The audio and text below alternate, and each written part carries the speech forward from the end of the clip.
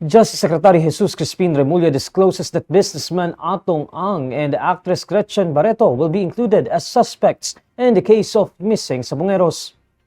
Remulla's statement comes after a certain Julie Patidongan alias Totoy, who is one of the accused in the case, tagged Ang as the mastermind behind the missing Sabongeros and linked Barreto to the disappearances.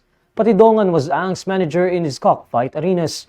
In an interview on Thursday, July 3, Remulla says Ang and Barreto will be included in the investigation as suspects of the case. Remulla adds that formal cases will be filed against the two personalities sooner than later. Sooner than later. It will happen. I-evaluate yan ng fiscals, ang ating group of fiscals who will be assigned to evaluate all the evidence so that we will know what cases to file properly. Kasi syempre, may specific cases yan kailangan magkaroon ng elements ng crime na pwede namin i-prove.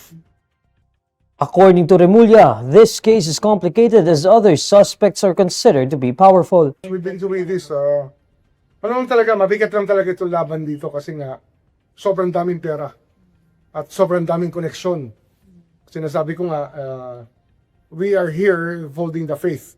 Kasi at tingin namin talaga rito, isa lang naman nakakampi namin dito, taong bayan.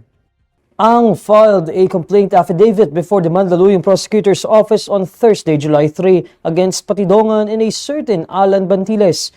In his complaint affidavit, Ang claims Patidongan and Bantiles tried to extort 300 million pesos from him, threatening to implicate him in the case. However, Ang denies all accusations against him, saying that they are entirely false and without basis.